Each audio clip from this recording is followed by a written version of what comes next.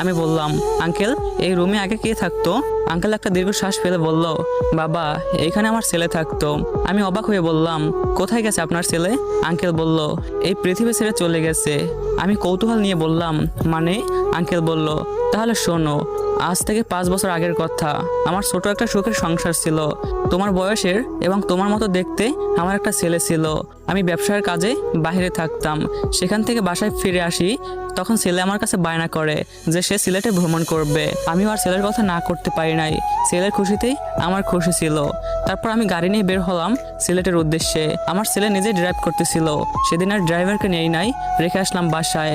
আল্লাহর রহমতে খুব ভালোভাবে সিলেটে ঘোরাফেরা করলাম। কিন্তু কে জানতো এই ঘোরাফেরাই ওদের সাথে আমার শেষ ঘোরাফেরা হবে। সেখানে সবকিছু ভালোই দেখলাম, সবাই খুশি হয়েছি। পরের দিন আমার একটা জরুরি মিটিং থাকায় সন্ধ্যায় বের হলাম ঢাকার উদ্দেশ্যে।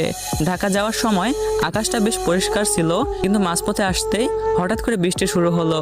গাড়ি চলতেছে তার আপন গতিতে, হঠাৎ করে একটা পাথরের ট্রাকের সাথে ধাক্কা লেগে গাড়ি ভেঙে চুরে শেষ হয়ে যায়। তারপরে আমার কিছু মনে নেই। জ্ঞান ফিরলে দেখি আমার অফিসের ম্যানেজার আমার পাশে বসে আছে। আমার অফিসের ম্যানেজার খুব ভালো মানুষ ছিল। আমি তাকে জিজ্ঞেস করলাম আমার ছেলের কথা, কিন্তু সে কোনো কথা বলতেছিল না, একদম চুপচাপ করে বসেছিল। এতেই আমি বুঝতে পারছি যে ওরা আর পৃথিবীতে নেই। তারপর থেকে আমি একাই থাকি। এই বয়সে আমি আর কাউকে আমার জীবনে জড়াইনি। কথাগুলো বলেই হাউমাউ করে কান্না করতে শুরু করলো। আঙ্কেল বলল, বাবা তোর কাছে আমার একটা আবদার আছে, তুই পূরণ করবি?